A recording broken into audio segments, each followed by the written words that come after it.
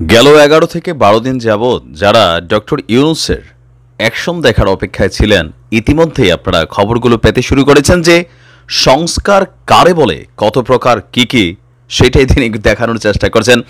আমি আজকের এই সিদ্ধান্তে ব্যক্তিগত জায়গা থেকে খুবই কি বলা হয় যে আনন্দিত হয়েছি। এটা দরকার ছিল, কারণ যখন আপনি কোনো একটা জায়গাকে পরিষ্কার পরিচ্ছন্ন করবেন, সেখানে ছোটোখাটো কোনো কিছুই পূর্বের যে সেটআপটা আছে সেটা রাখা উচিত না। আমরাও চাই বাংলাদেশকে নতুন রূপে একটা প্ল্যাটফর্মে নেওয়া, যে প্ল্যাটফর্মে ভবিষ্যৎ রাজনীতিবিদরা এখান থেকে একটা নতুন শুরুয়াত করবে। তো যাই হোক, শুরুয়াতটা কেমন হবে, কীরকম হবে, সেটার রূপরেখা আস্তে আস্তে সামনে আসতে যাচ্ছে। তবে অ্যাকশনগুলো দেখছি, ডক্টর ইউনূস বলছিলেন যখন অ্যাকশন শুরু হবে জনসমর্থন চাই। দর্শক, অলরেডি সাবেক প্রধানমন্ত্রী শেখ হাসিনার পতনের পর তার যে এমপি সেক্টর ছিল, মন্ত্রী সেক্টর ছিল, সেটা ভেঙে গেছে। এর পাশাপাশি আমাদের জাতীয় যেই প্রতিষ্ঠানগুলো আছে, রাষ্ট্রীয় প্রতিষ্ঠানগুলো, সেখানেও আওয়ামী লীগ সরকারের সময় সেট আপ করা যেই কমিউনিটিটা ছিল, সেটারও চেইন অফ কমান্ড কিন্তু ভেঙে দেওয়া হয়েছে। বাকি ছিল আরও একটা বড় জায়গা, সারা বাংলাদেশের 493টি উপজেলা, সিটি কর্পোরেশন, আরও বিভিন্ন জায়গায় আওয়ামী লীগের আমলে নিয়োগপ্রাপ্ত, ভোটের যে পরিস্থিতি ছিল সবাই জানেন। তো সেইখানে যারা চেয়ারম্যান হিসেবে দায়িত্ব পালন করেছিলেন, উপজেলা চেয়ারম্যান, গেল 6 মাসও হয় নাই বা 3-4 মাস মনে হয়েছে যে নির্বাচনটা হয়ে গেল, তাদেরকেও আজকে এক নির্বাহী আদেশে সবাইকে অপসারণ করে দেওয়া হয়েছে। চেয়ারম্যানদের স্থলে উপজেলা নির্বাহী কর্মকর্তারা ইউএনওরা যারা আছেন, তারা এখন থেকে দায়িত্ব পালন করবেন। তবে আগের সিস্টেমে ইউএনওদের দায়িত্ব পালনেরও দিন শেষ। আজকে স্থানীয় বিভাগ থেকে, সরকারি বিভাগ থেকে এই সংক্রান্ত একটা প্রজ্ঞাপন জারি করা হয়েছে।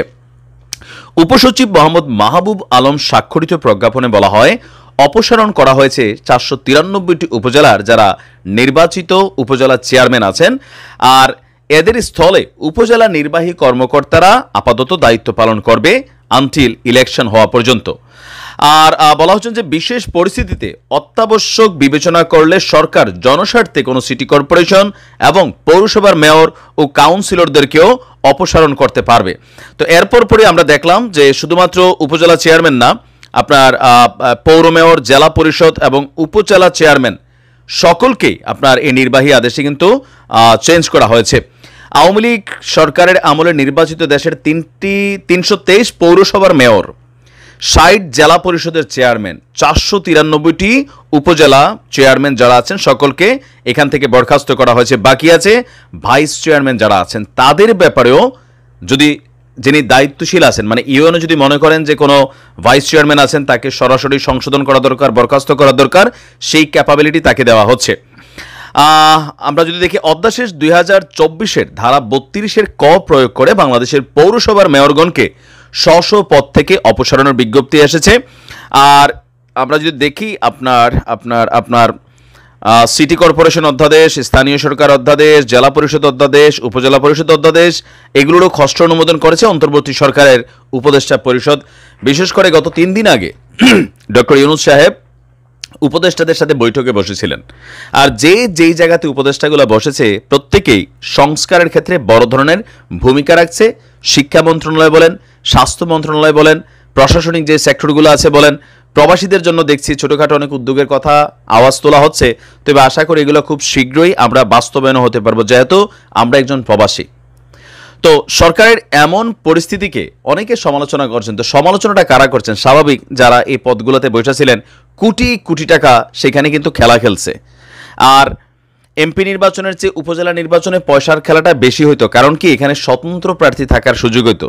সো প্রশাসন ব্যবহৃত হয়েছে, ডিসিএসপিটা ব্যবহৃত হয়েছে, নির্বাচন কমিশন ব্যবহৃত হয়েছে।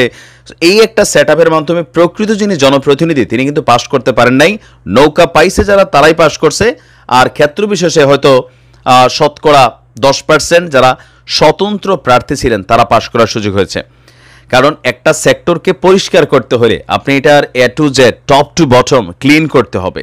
তারপরে সেখানে নতুন ফুলকড়ি লাগাইতে হবে, চারা লাগাইতে হবে, যে চারা থেকে ভালো একটা গাছের ফল আসবে, একটা ভালো গাছ তৈরি হবে, যে গাছটার মধ্যে কলুষিত থাকবে না।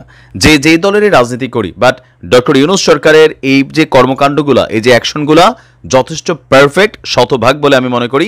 ভালো থাকুন, আসসালামু আলাইকুম।